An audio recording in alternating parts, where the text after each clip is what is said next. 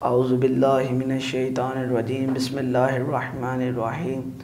तमाम तारीफ़ें उस खुदा के लिए जो साहिब जलाल व कमाल है, और तमाम तारीफ़ें उस खुदा के लिए जो रहमान और रहीम है।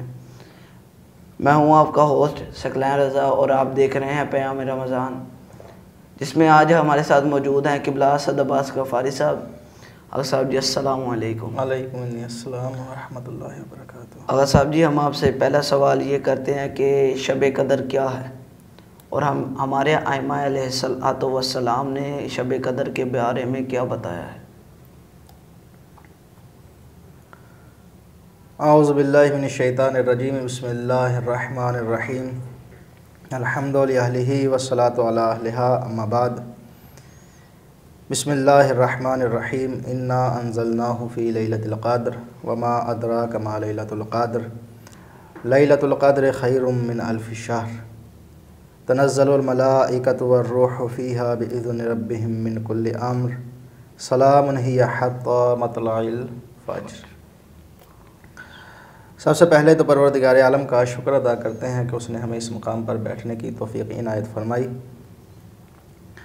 शब क़द्र वो अज़ीम, वो बाबरकत और वो रहमतों वाली शब है कि वो करीम खालिक कि जो मालिक अर्ज़ व समा है, खालिक अर्ज़ व समा है, जिसने तरह तरह की मखलूक़ात ख़लक़ फ़रमाई हैं, और इतनी मखलूक़ात ख़लक़ फ़रमाई हैं कि इंसान उनका एहसान नहीं कर सकता, उनको शुमार नहीं कर सकता।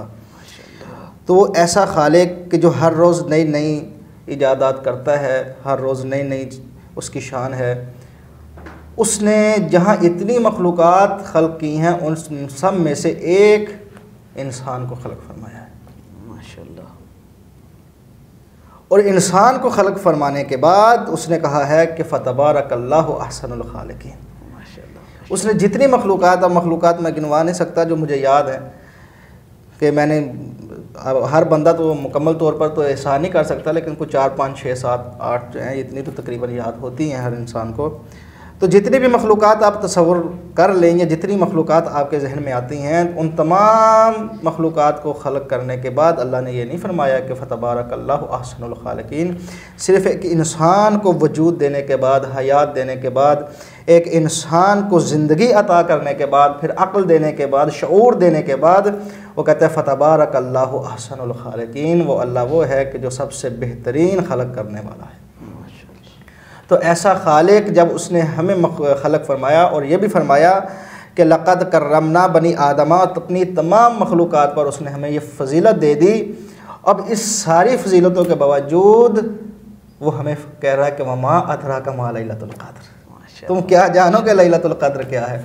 यानी इतना कुछ हमें दे दिया, उसके बावजूद भी वो कहता है कि तुम लैलतुल क़द्र की फ़जीलत को समझ नहीं सकते, तुम लैलतुल क़द्र की फ़जीलत को दर्क नहीं कर सकते। हाँ, लेकिन उतना ही समझ सकते हो जितना मैं तुम्हें समझाऊँगा, उतना ही पहचान सकते हो जितना मैं तुम्हें पहचानवाऊँगा। और फरमाता है कि लैलतुल क़द्र खैरुम मिन अल्फ़ि शहर। माशाअल्लाह। लैलतुल क़द्र वो है कि जो 1000 महीनों से अफजल है, जो 1000 महीनों से बरतर है। अब 1000 महीने ये बनते हैं तकरीबन 83 साल। तो मुफस्सिरीन ने इसकी तफसीर करते हुए बाज़ ने ये भी लिखा कि उन्होंने कहा कि यहाँ ये जो कहा गया है कि 1000 महीनों से अफजल है लैलतुल क़द्र, तो इसका मतलब ये है कि ये बनी उमैया के 83 साला दौरे हुकूमत से अफजल है। तो मैं उनकी खिदमत में अर्ज़ करना चाहूँगा जो ये कहते हैं कि ये 83 साला बनी उमैया का जो दौर है उससे अफजल है। तो मैं उनकी खिदमत में ये अर्ज़ करना चाहूँगा कि अफजल का लफ्ज़ या बेहतर का लफ्ज़ कहाँ इस्तेमाल किया जाता है। सीधी सी बात है, 2 जमा 2 4 की तरह की बात है, इसमें कोई मुश्किल बात नहीं है। बेहतर का लफ्ज़ या अफजल का लफ्ज़ वहाँ इस्तेमाल किया जाता है जहाँ दोनों तरफ कोई ना कोई फ़जीलत हो। अगर दोनों तरफ कोई ना कोई फ़जीलत नहीं होगी तो हम कैसे कहेंगे कि ये उससे बेहतर है, ये उससे अफजल है। और जो अब यहाँ परवरदिगार आलम क्या फरमा रहा है कि लैलतुल क़द्र खैरुम मिन अल्फ़ि शहर, ये 1000 महीनों से अफजल है। अब जो मुफस्सिरीन इससे मुराद बनी उमैया की हुकूमत लेते हैं, हम उनसे पूछते हैं कि बनी उमैया की हुकूमत में फ़जीलत है क्या? क्या फ़जीलत है उसमें जो हम कहें कि ये उससे बेहतर है? शर का शर है, खैर नाम की तो कोई चीज़ है ही नहीं बनी उमैया की हुकूमत में। अब बनी उमैया की अगर कारस्तानियाँ बताने लग जाए तो उसके लिए अलग से वक्त दरकार है। तो ऐसी हुकूमत है बनी उमैया की कि सब ने मुत्तफ़क़ुन अलैह इस रवायत को नकल किया है, तारीख़ तिबरी वाली ने भी नकल किया है। वो कहते हैं कि पैगम्बर ग्रामी इस्लाम ने फरमाया कि मैंने ख्वाब देखा है कि मेरे मिंबर पर बनी उमैया के बंदर नाच रहे हैं। क्या फरमाया कि मेरे मिंबर पर बनी उमैया के बंदर नाच रहे हैं। ये नहीं फरमाया कि मेरे मिंबर पर बंदर नाच रहे हैं, बल्कि बनी उमैया के बंदर नाच रहे हैं। तो इतनी इससे बढ़कर उनकी मजम्मत और क्या हो सकती है। अब इसमें खैर वाली बात या फजीलत वाली बात क्या है? उसका मतलब कोई फजीलत वाली बात नहीं है। तो जब कोई फजीलत वाली बात है ही नहीं तो फिर हम इसका तकाबुल इससे कैसे कर सकते हैं? माशाअल्लाह। हाँ, कुछ मुफस्सिरीन ने इसकी तफसीर ये की है कि इंसान की 83 साल इबादत से बेहतर है। माशाअल्लाह। कितनी? 83 साल एक इंसान की इबादत से। अब ये तफसीर खुदा बेहतर जानता है असल तावील क्या है, लेकिन अब ये तफसीर जो है ये थोड़ी बेहतर मालूम होती है और जहन को लगती भी है और अक्ल इसको तस्लीम भी कर लेता है इस एतबार से कि अब यहाँ दोनों तरफ फजीलत है। एक इंसान की 83 साल इबादत की फजीलत है, अहमियत रखती है, फजीलत रखती है, और परवरदिगार आलम फरमा रहा है कि ये 1000 महीनों से अफजल है। यानी इस एक रात की जो इबादत है वो 1000 महीनों यानी तुम्हारी 83 साल इबादत से अफजल है।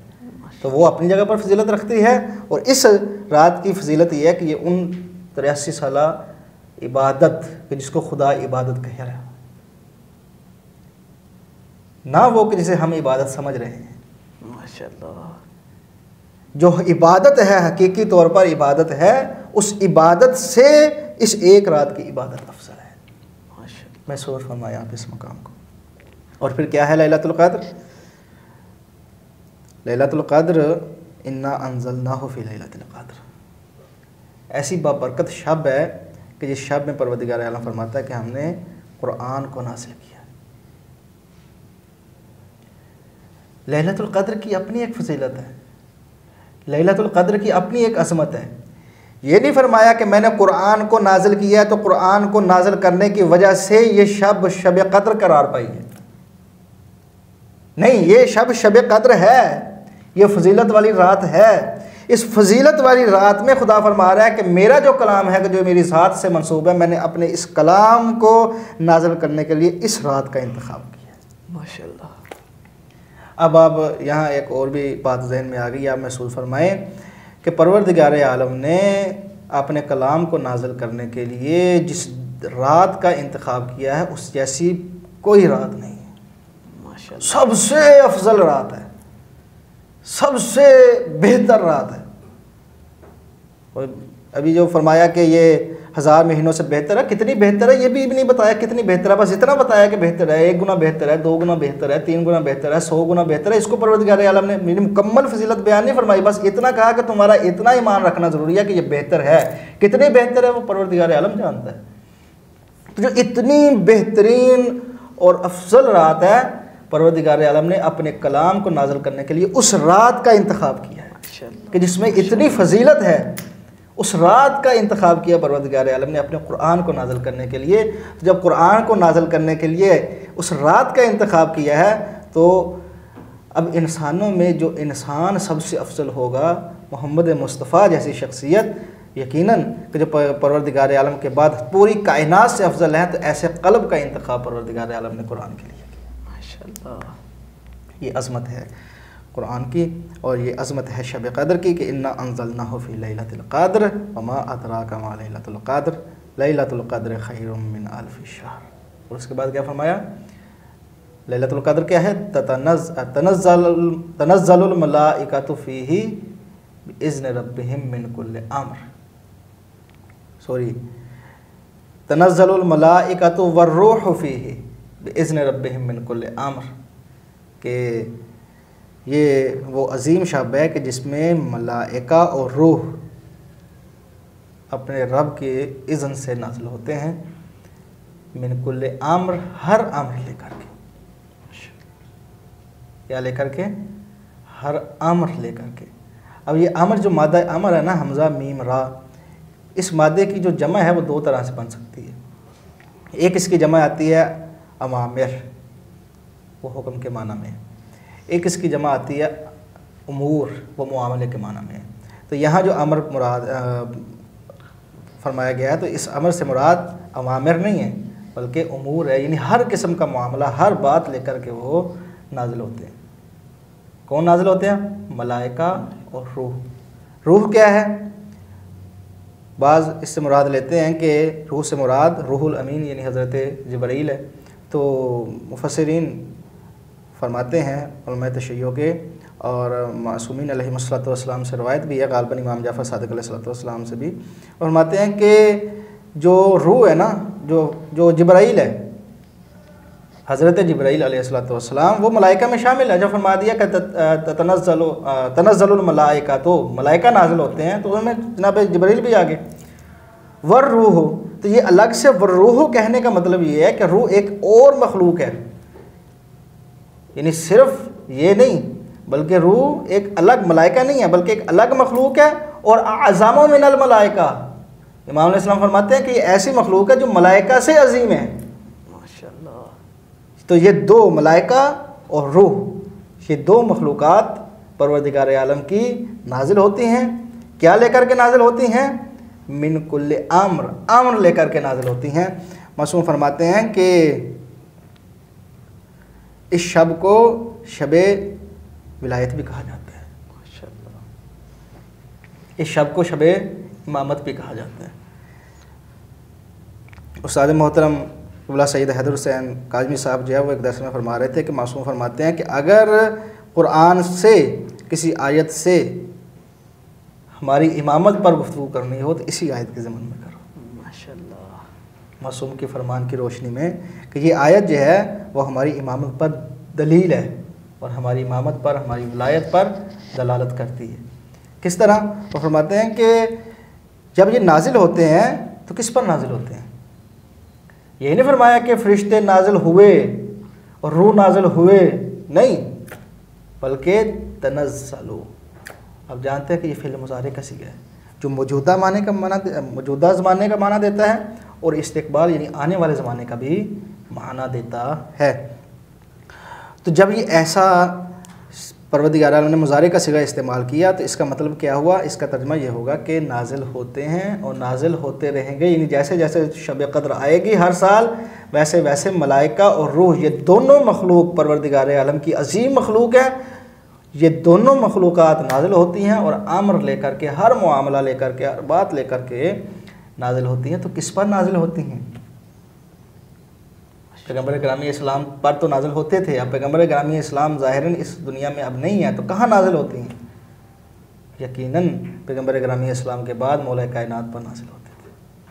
मौला कायनात के बाद मौला हसन अलैहिस्सलाम पर, मौला हसन के बाद हज़रत इमाम हुसैन अलैहिस्सलाम पर, फिर हज़रत इमाम सज्जाद अलैहिस्सलाम पर, फिर इमाम मोहम्मद बाकर अलैहिस्सलाम पर, फिर इमाम जाफ़र सादिक़ अलैहिस्सलाम पर, फिर इमाम मूसा काज़म अलैहिस्सलाम पर, इमाम मूसा काज़म अलैहिस्सलाम के बाद इमाम अली रज़ा अलैहिस्सलाम पर, इमाम अली रज़ा अलैहिस्सलाम के बाद इमाम मोहम्मद तकी अलैहिस्सलाम पर, इमाम मोहम्मद तकी अलैहिस्सलाम के बाद हज़रत इमाम अली नकी अलैहिस्सलाम पर, और हज़रत इमाम अली नकी अलैहिस्सलाम के बाद हज़रत इमाम हसन अस्करी अलैहिस्सलाम पर, और हज़रत इमाम हसन अस्करी अलैहिस्सलाम के बाद हमारे ज़माने के इमाम साहिबुज़्ज़मा हज़रत इमाम ज़मा रूही व अरवाहुना फ़िदा कि हमारी जानें इन चहारदा मासूमीन अलैहिस्सलाम पर क़ुरबान और उन पर फ़िदा, ये हज़रत इमाम ज़मा अलैहिस्सलाम पर आज के दौर में नाज़िल होते हैं। माशाअल्लाह। अब भी शब क़द्र है ना, आज की जो शब आएगी, आज की जो शब है ये शब क़द्र है। तो इस शब में मलाइका और रूह दोनों नाजिल होते हैं। किस पर नाजिल होंगे? यकीनन हमारे वक्त के इमाम हज़रत इमाम ज़मा अज्जलल्लाहु फ़रजहु शरीफ पर नाजिल होते हैं। और ये रात वो है सलामुन हिया हत्ता मतलइल फ़ज्र के फ़ज्र के तुलू होने तक इस रात में सलामती ही सलामती है। माशाअल्लाह। अब जिस रात को खुदा ही सलामती कहते उसकी असमत और उसमें सलामती का क्या आलम होगा। तो यकीनन ये बहुत अजीम रात है। और ग़ालिबन एक रवायत भी है इसी में कि हज़रत इमाम अली अलैहिस्सलाम से रवायत है मौला कायनात अलैहिस्सलातु वस्सलाम से। और इमाम अलैहिस्सलाम फरमाते हैं कि इन्ना लैलतुल क़द्र फ़ी कुल्लि सनातिन, के शब क़द्र जो है वो हर साल आती है। ये नहीं है कि शब क़द्र बस एक मरतबा होगी पैगंबर के दौर में और होगी, नहीं, हर साल जैसे ही माह रमज़ान आता है, माह रमज़ान में हर साल शब क़द्र भी आती है। व इन्नहु यंज़िलु फ़ी तिलकल लैलति अम्रुस्सना, और पूरे साल के जो अमूर हैं उन तमाम का फ़ैसला इसी शब में होता है। वलिज़ालिकल अम्र वलातन बाद रसूलिल्लाहि सल्लल्लाहु अलैहि वसल्लम, और ये सारे अमूर लेकर के आते हैं ऐसी मखलूक पर कि जो पैगंबर गिरामी इस्लाम के बाद वली हैं, वलाद हैं।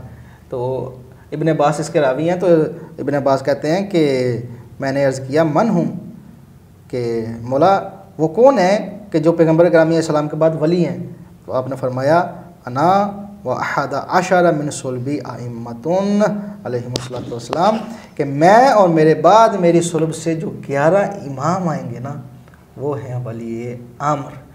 उनके ऊपर मलाइका जो हैं वो और रूह जो है वो अल्लाह तबारक व तआला की तरफ से उनके इज़्न से, परवरदिगार आलम के इज़्न से नाजिल होते हैं और हर मामले को लेकर के नाजिल होते हैं। इसी के साथ हमारे नाज़रीन से चाहते हैं इजाज़त। वस्सलाम, खुदा निगहबान।